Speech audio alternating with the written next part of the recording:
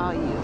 Over the years, as I became more familiar with the life, during the making of the 2 Hookers at the Point films, I learned a little bit about the unwritten rules of the pimp game.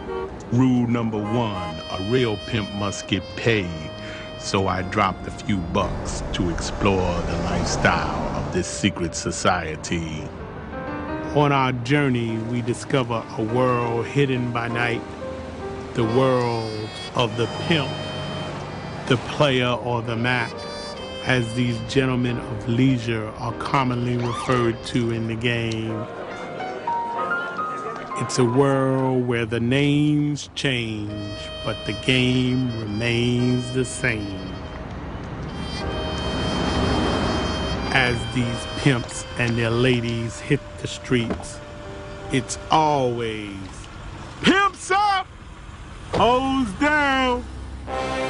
Ladies and gentlemen, without any further ado, presenting the Down Street players.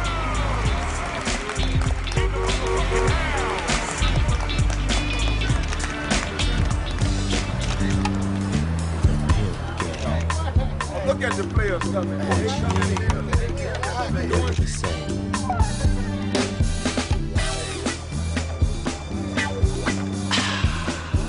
There's only one way to be a pimp, is to have a prostitute. And it's best to have more than one, because to have one is so close to none. She can take sick any moment and you be holeless. There's all type of reasons why women pay men. You know what I'm saying? Some women, you know what I'm saying, is just hoes. They just love the hoe. Man, it's an art to pimping, because if it was so easy, man, every guy be doing it, because a lot of guys want the opportunity to control some females. I wanted to be down since the age of 14. I remember when I first told my mama, I said, Mom, you know, I know exactly what I want to be when I grow up. She said, son, I know you want to be a lawyer, a doctor. I said, no, Mom, I want to be a pimp.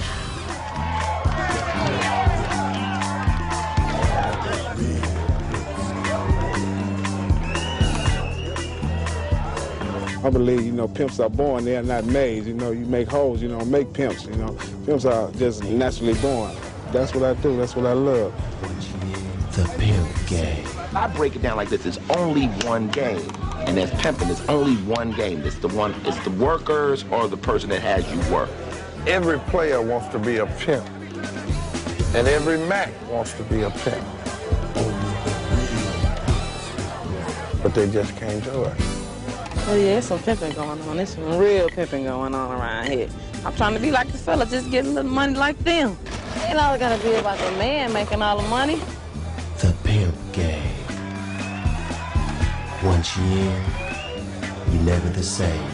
It all comes down to one thing, you know what I'm saying? You know, it's not hoeing and hoeing, it's pimping and hoeing. You know what I'm saying? Pimps up, hoes down, you know, without a doubt. The pimp wants your soul. Got to play you into a coma. He got to work you.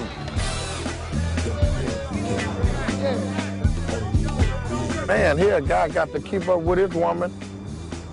Every time she turn a date, he got to be right there with his hands out, because otherwise they're sneaking off the track, going to the crack houses.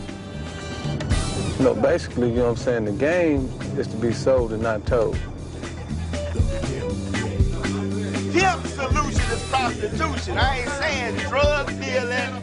It's gonna exist as long as the world exists, right? We can come to the fact of that. The pimp game.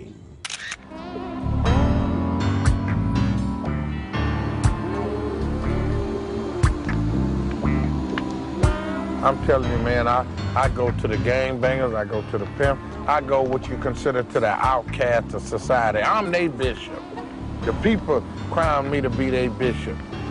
I love the Lord, but I respect what a man do. That's right. If that's what he got to do. And I believe that if a person set out to be something, try to be the best of whatever he set out to be. Go to school first, young man. I am. I hear Look at that young man here reading the pimp book, Jack. Trying to get some knowledge into the game. Yeah, we give him about 10 years, he may take the crown in the pimp game. He reading a good book.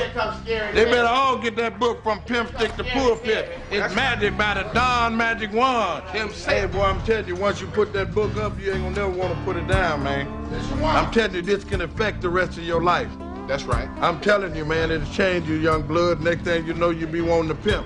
Just cause I pimp, I didn't want my son to pimp because it didn't necessarily mean he was gonna make it like me. Didn't want my daughter to be a hoe cause she might not have been able to make it. Oh, she would have made it if I had called her. Well, we'd have to give her some direction. You know, I ain't mad at him. Don't let this glamour, these furs and these diamonds and these tailor-made suits and gaiters and things that new Cadillac out there fool you. Hey, the penitentiary come with all this. Yeah, don't let it fool you, young man. The penitentiary come with all this. Go on to school, get your education. Because when you start pimping, hey, man, it's worth for to use your mind than it is to lift this whole building. Tell him, Bishop, Mr. Jarvis. Woo, man, gonna go through some changes. Don't do that to yourself. Stay in school, get you a good job, do the right thing. Because pimping ain't easy, but I know somebody had to do it. Right, right.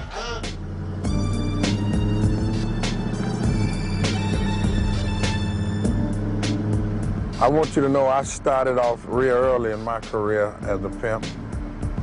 It's this thing about money. You learn about it so fast early in life and you want plenty of it. And you watch TV and see some of the things on TV that you wish you could have, or cars you wish you could drive, houses you wish you could live in. Come up in a home, no father, 7 sisters and brothers. I mean, mother on welfare.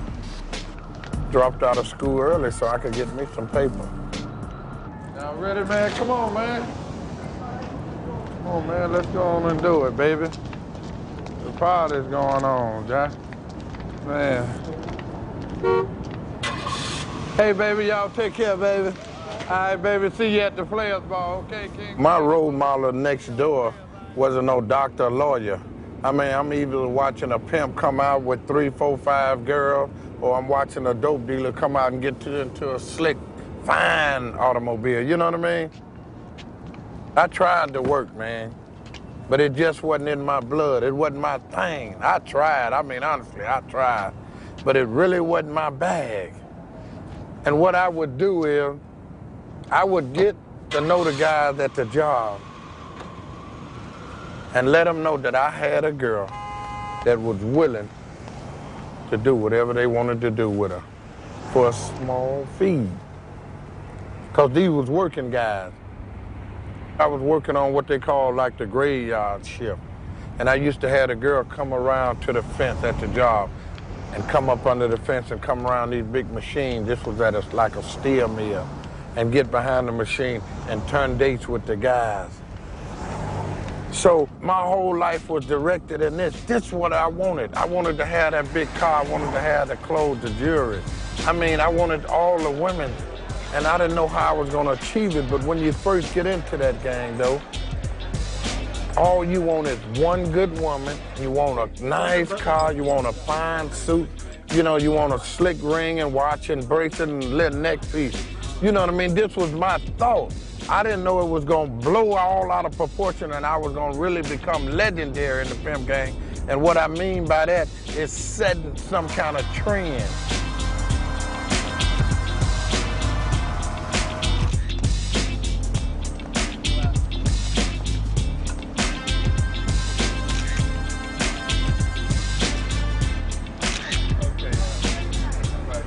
You got gorilla pimp. You know what I mean? You got the drug pimp. You know what I mean? You got the smooth talking pimp. And you got the no-nonsense pimp. The no-nonsense pimp gonna always outweigh them other guys because he gonna mean it. And when you mean it and you get a chick to stay there, you got a good broad, man. You got a good broad. She gonna do the right thing, man. She gonna bring you through. Man, you got to have a woman that no matter what it takes, she wants to see you on top, whether she has to spend 150 years in jail or not. A lot of people say, you know, how can he be saved and still wearing jewelry and different things like that?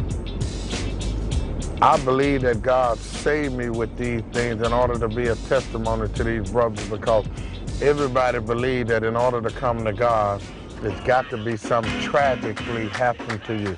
You got to be that lost all your money. You got to be that got shot. Something in order to come to God. People don't think that you can come to God just by being saved. But I'm telling you, man, and people know me around the country, man, I'm not going to make this up if it wasn't true. When I didn't believe in God, I told people I didn't. But when God showed me experience and made me believe and realize that he really do exist, hey, man, I shot it out to the world that that's really how it is.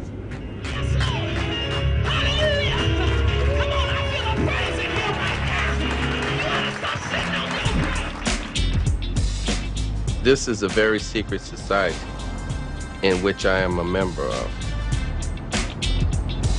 I got my name about 18 or 20 years ago. On the low end, actually, you know, before I really got my feet wet in the game, right? And some brothers just started calling me white folks, and ever since then, it just stuck.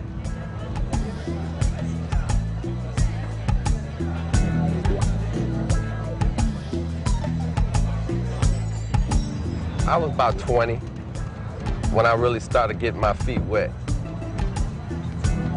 And really, you know, getting this ism under my belt as far as how to communicate, you know, how to dress, how to finesse. But, you know, I got educated in the hood.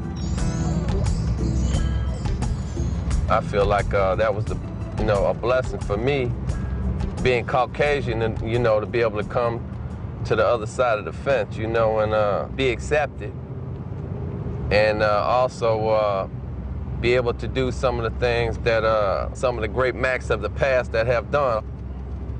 Also, you know, to be recognized cross-country. About the last 10 years, I started having a lot of white girls. One thing about white girls, you know, they get less problems with the police, you know. They don't get that much static. You know, black bitch be wanting to get in the street and act stupid, you know, be wanting to fight with the tricks and fight with the police and talk crazy, and she can't take care of no business like that. I think a lot of white hoes is more marketable. Tricks seem to buy more pussy from a white girl for some reason. I don't think that the females respect the game like they once did, because there are hundreds and hundreds of thousands of renegades and outlaws. That's a female that's working and doesn't have a man. A bitch is not supposed to be in a pimp's face unless she's chewed, first of all. A bitch is not supposed to be looking at a pimp. When a pimp ride by, they're supposed to be looking at the motherfucking curb. And when she look up at a pimp, she can be broke for reckless eyeballing. When I say reckless eyeballing, that means that she's making eye contact with the pimpin', and she may not even be with that man. You know, that's the reason why I say the game has changed. In the old days, she'd be under pimp arrest.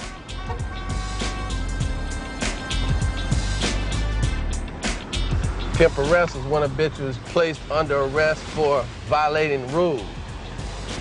Subject to get broke. If she made any money, you understand, if the bitch had any jewelry, anything of value, you know, she had to automatically come up with it because she was in violation. I know it's motherfuckers that's still pimping like that.